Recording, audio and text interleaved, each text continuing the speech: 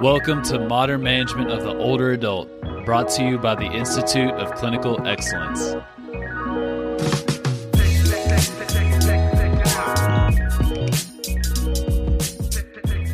Hey everybody, and welcome to the Modern Management of the Older Adult podcast, brought to you by the Institute of Clinical Excellence. My name is Ellen Seppi. I'm so excited to talk with you guys tonight.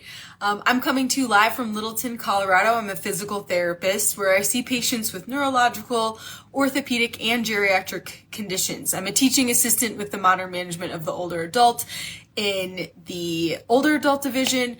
And I know that a lot of times treating older adults can coincide with treating orthopedic injuries, and a lot of them in their subacute phase. So we talk a lot in our division about how to make older adults harder to kill and getting them strong, but a lot of times that includes wrestling orthopedic acute injuries as we're treating them. Tonight we're going to be talking about the 2019 blog post from the British Journal of Sports Medicine, where we talk about peace and love, kind of stepping in for our typical RICE acronym for managing soft tissue injuries. So if you're an orthopedic clinician, you've often heard of this RICE adage. So rest, ice, compress, elevate.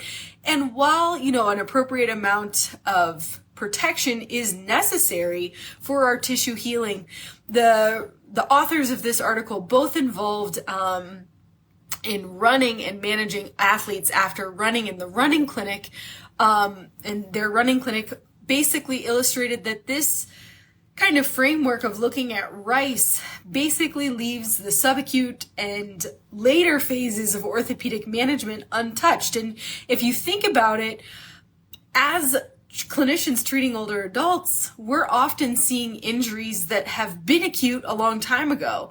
I think it's really important that we get this first introduction right after an initial injury, and we're able to set the stage for patients to know what to expect out of a healing injury.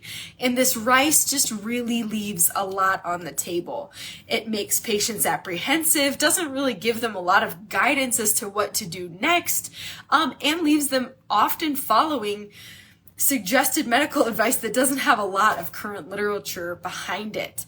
So they proposed peace and love to help acute injuries heal. Peace and love.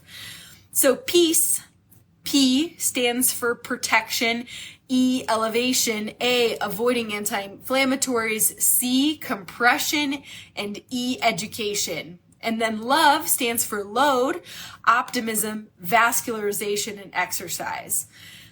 So if we can kind of break each of those down and what they mean. I had a coworker, I told him about this podcast today, and he said, that's a lot of letters. I'm like, I know, but I think they're really good. So yeah, K, peace and love for the win. Protection. So P standing for protection. So within the first few days after an injury, we really want to protect healing structures. That means if you hurt your knee skiing, or if your patient hurts their knee skiing, probably not trying to push it and letting your body heal by protecting it from the injury that caused the pain in the first place. So P, protection. We do want to protect the injured structure. E stands for elevation. So elevation, even though it doesn't have great evidence, definitely isn't going to be harmful to our patient and can help with some of that initial swelling. So yes to elevation. A, avoid anti-inflammatories. I know this seems kind of paradoxical. When you hurt your ankle, what do? You run straight to the medicine cabinet for some anti-inflammatories. But if you think about it, those inflammatory processes in your body after you sprain your ankle or tweak your shoulder, they're going to the site of the injury to help everything heal as quickly as it can. So your body is trying to lay down the framework for those tissues to heal. If you mute that process, Not only are you keeping that initial injury from healing, but unfortunately, we also know that anti-inflammatory medicines lower our pain threshold. So we're more likely to have pain even when that mechanical injury has healed. So we want to avoid anti-inflammatories. This initial blog post also suggested that we should avoid icing because there's a lot of conflicting evidence as to whether or not muting that inflammatory response is beneficial. So your body, it hurts when you sprain your ankle. It hurts when you tweak your knee. Let your body do what it's supposed to and avoid those anti-inflammatories for soft tissue injuries. Okay, C, compression, using an elastic bandage to wrap up a swollen ankle or compress the injured structure is helpful in mitigating some of that swelling. And then E is education. So educating your patients and reminding them, hey, the important takeaway here is that you will heal and we should avoid doing passive treatments to our patients, which could potentially be causing dependence now and causing chronic pain later. Remember, the reason we care about this is because our patients are building their expectations about how injuries heal based on their initial interactions with us as providers. So we want them to be educated that no, you're not going to need hands-on therapy forever. You're going to heal. You don't need a lot of passive treatments. Your body will be okay. So peace, especially in that first phase of injury. Protection, elevation, avoiding anti-inflammatory medications, compressing the injured structure, and educating to avoid passive treatments. So that's peace. Then love. So love is especially important for the later phases, the subacute and later maturing phases of an injury healing. So L stands for load. Load is our love language, as quoted by Lindsay Huey in our extremity division of ICE. We really want to be loading up structures to allow them to heal. Treating body parts that are healing as weak ignores the fact that they need load to lay down and organize correctly. When we have injured tissues that are disorganized, swelling, they don't know what they're up to. When we put load through them, they organize and learn what to do again. So load is incredibly important to let our patients heal completely. Next is optimism. So treating our patients with optimism is so important after an injury. I've treated a patient like you. You will heal. You're not going to have pain forever. Your body is built to overcome this. I know you're in pain right now, but you will get back to doing the thing that you love. I'm on your team. Having that optimism fights off our patients' demons that are constantly intruding into their brain, especially for our older adults who think, oh my gosh, I was so stupid to try and lift that. I was so dumb to try doing what I used to love in my 20s. What was I thinking trying to go out there like that? I'm so dumb. I'm never going to do that again. Part of our job as geriatric clinicians is fighting those intrusive thoughts and telling our patients, hey, you're going to heal. Your body is built to recover from this. Our patients need our optimism. Next, vascularization, especially for our older adults. It can be really tempting after an injury to just take it easy. But we know that vascularization helps send blood flow to a healing structure to help it improve and get better blood flow and get better cellular turnover even faster. But more importantly, early vascularization for our older adults can be life-saving. Older adults are more likely to have DVTs and the sequelae of immobilization after an injury.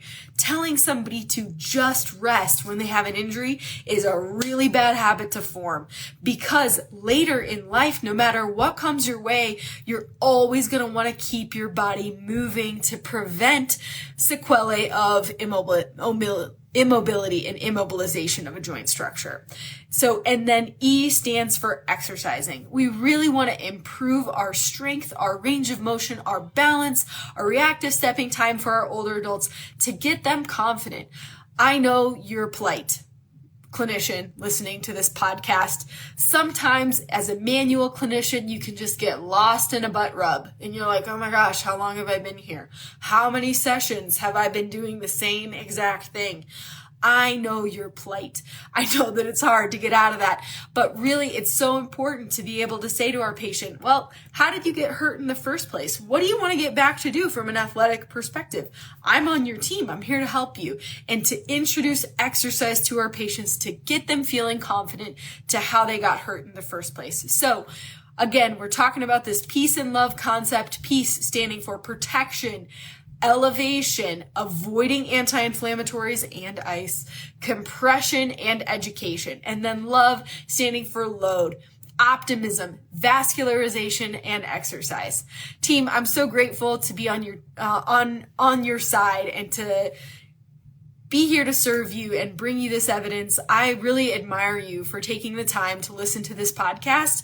I really wanted to take a moment to say thank you to listening to this, because I know that you're taking your free time, driving from work, while you're walking.